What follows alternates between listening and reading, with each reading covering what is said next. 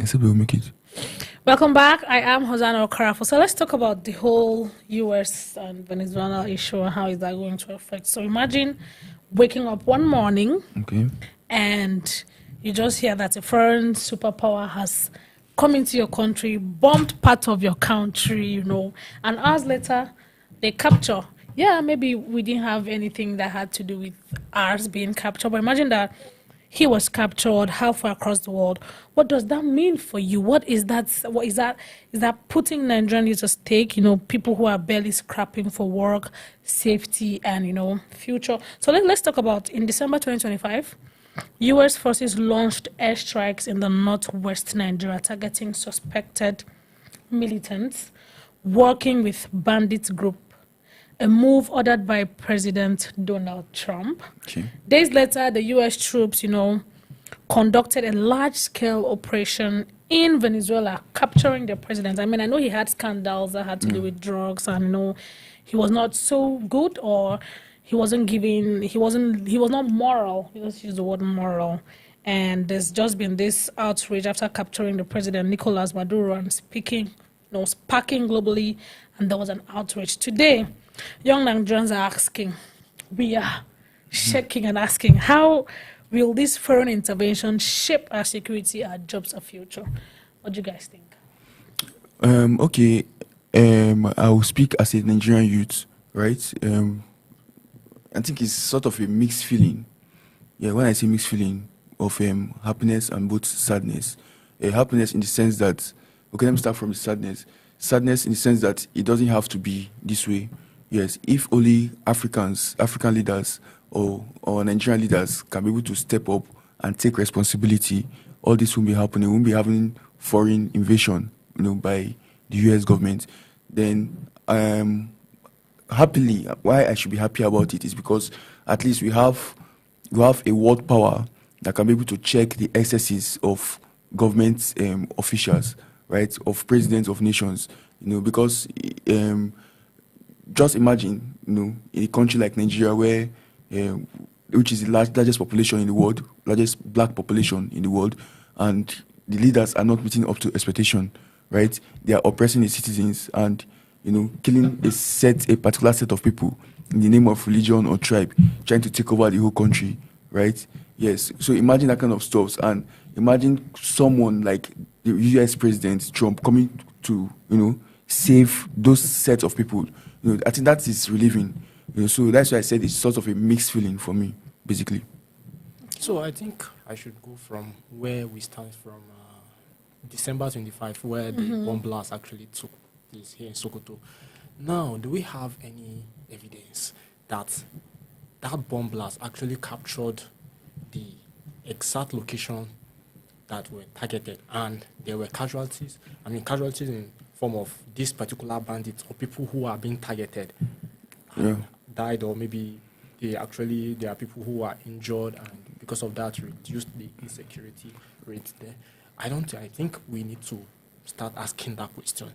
I think the airstrike was targeted. I think US airstrike is usually targeted to their specific targets. So which means was there already a control or an information of these specific places where these bandits or people threatening? Yes, of course, they are open to. They have information so that their fingertips. Okay. Yeah, through their satellites and everything. They know. They usually say it that they know where they are hiding. They know what they are doing. They can see them. Via their satellite. So normally, the US strike is usually targeted to their specific the person or the people or the person they're trying to target.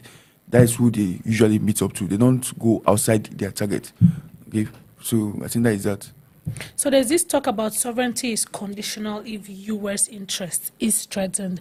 So do we think that this U.S. has an ulterior motives when it comes to countries with, some type of mineral resources? Because, when these issues came up, we had Nigerians say, oh, they want to come and take our mineral resources, they want to come and take our oil. What oil? Are we benefiting from the oil? Actually, that is funny because if you ask me, we're not really benefiting from the oil. Okay, that is on one part.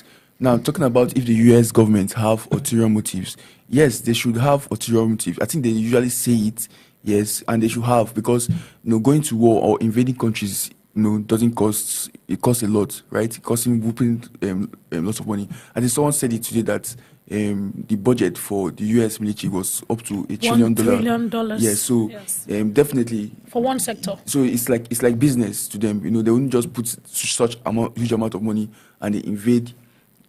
Help us to cure insecurity, and they will not take anything for themselves. It's not possible. There must be deals that will be stricken. So, but the question here is, how will it affect the future of Nigerian youth? These deals that they are going to sign at the back door that we are not aware about. Mm-hmm. We don't know how many barrels of oil that will be given to the U.S. government now every month. We don't know how many gold that they're going to be extracting from our soil. We don't know.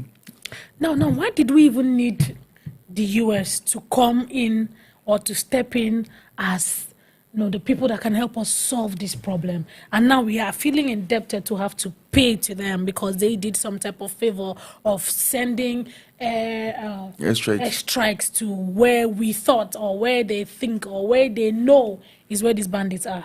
When it comes to situations like this, let's just confirm from what's happening in the Middle East. When you go to Middle East, you see countries like Pakistan, Afghanistan. These are where you see terrorists are hiding out. So the question is, why is Donald Trump not actually, targeting this specific area? Is it because he's afraid of something might arise or something? I don't really know, but I think that should be one of our major concerns. When you go to Venezuela, if you look at the Venezuela ranking in military and some other aspects, you notice that they are actually low. So I think maybe there's a fear that is actually arising when it comes to that particular aspect. So he's actually limiting his placement of maybe interest in because recently there was something. There is this chaos in Iran, and there were bomb blasts in various places where the U.S. actually targeted their nuclear weapon sites there. And when you look at the issue very well, you understand that this issue is not actually is a complex issue. So, and when you come to countries like Nigeria here and maybe Venezuela, it means that when you just check on what sovereignty means, it means that these countries don't have independent sovereignty. And as a nation, for you to practice democracy, it means that you must have a sovereign state. That's number one. Then, check again, you will notice that U.S. spend more of their budget in military. That is just a segment, one particular place. You spend up to 1.1 trillion there. And I see, like, when you go to countries like China, who actually don't spend like that. China, the reason I don't see them spending up to that level is because, number one, they're actually not a democratic state. Mm-hmm. They are using, is it socialist or something? So that actually gives the room for, growth and development. And when it comes to war, or that is not their interest too. But I think the US and other maybe superpower are more interested in, what can actually bring betterness to their country and their citizens. So they are actually looking forward to getting maybe resources or maybe anything from other smaller nations. And I think that's why Venezuela was actually, their president was actually seized. Yeah. Okay. Talking about that, I think the U.S. government are doing what they have to do. Yes, even though they are acting as the world police, the police of the world, other world countries, yes, they need to do what they have to do. Because if you say a country is a sovereign state and they practice democracy, let me say Nigeria, for example, is a sovereign state and it's a democratic nation, right? Yes. So, but what is happening in the country currently now? Does it look like it's a democratic nation? That should be number one question. Does it look like a sovereign state? Because a sovereign state will not have people, intruders coming into the country to invade their citizens. A sovereign state will not have the police not being able to protect her citizens, right? A sovereign state, a democratic state, will not have elections being, conducted, in a shadow kind of way, being rigged and being, misinterpreted, miscalculated, and the rest, to bring in the powers that they want in Aso Rock, right? So I don't really blame the U.S. government or Donald Trump for invading or trampling into countries like Nigeria and Venezuela, because those countries do not portray that element of a sovereign and democratic state. So do you think it's, or do we think it's just caught up, or it's something that has to do with foreign power games and weak local policies or weak local, leadership? Yes, it's actually related to weak leadership. When you have countries where oil is a major source of generating revenue, and we as citizens, we don't actually know what that money is being used for. So when this money from oil are being generated and being used for what they are supposed to be used, I think we're not supposed to be facing all these issues, yeah. And they strike them when America actually strike Sokoto. There was actually news again that some bandits, or maybe they actually captured some people traveling down from the north down to the south. Why are they running back to the south? Maybe this is because they feel like they are insecure there, so they're actually planning on leaving that particular location and going to where they're actually going to take responsibility or maybe carry out their functions well. So I think we need to strengthen our security forces and make sure that this particular thing doesn't happen again. Yeah. So does that mean that Nigeria is too big to ignore? Is Nigeria really entering the eyes? Where we to say they enter my eye. Is it that Nigeria is too big to ignore, or there are resources that they need to protect for themselves? Of course, Nigeria is too big to ignore for the US, because talking about Nigeria is the largest black nation in the world. We are over 200 million people, right? Yeah, so US definitely will have interest in us due to our population, due to our resources, our mineral resources. Definitely, they cannot just ignore us like that. But when we come to these oil and mineral resources, I think we saw a list where Nigeria is ranking like the 15th oil, proved oil reserve countries. We have other top countries with so much oil and all of that. Is it just the resources, or is it the fact that the country is not really taking care of its citizens?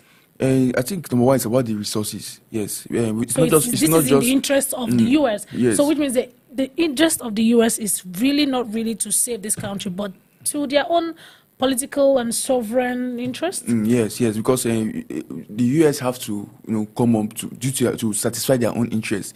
The US cannot just come and start playing for that Christmas for us, right? Remember we said that they put in $1.1 trillion in their budget for war. So definitely investing. So they're ready for war. So war is business for them, right? Yeah. So for them to do that, they have a very big interest, and oil may not just be their interest. We have so many untapped natural resources in this country, so that they're going to tap from. So I think they don't have to, focus their interest on only our resources. Too, if you look at the current situation of Nigeria now, you notice that it's not only the oil we have as resources. Also, we have, when it comes to other aspects like entertainment, we're actually developing. You see, most of our musicians are going out, making names outside. When it comes to agriculture, we're actually making wave when it comes to other sections too. So, because of these are the reasons why they feel like this particular African country, Nigeria, is having to make bigger names for themselves. So they need to put it as a country of interest. So I think that's what's raising the matter. So now history has it that when, the powerful people or the people who are on top play power chairs, that the young ones are usually the pawns. So what US is doing, is it really to the interest of Nigerians, or is it for their own political interest? Join us next time on Youth Agenda when we discuss more inspiring global and societal issues. Thank you. I am Hosanna Okorafor.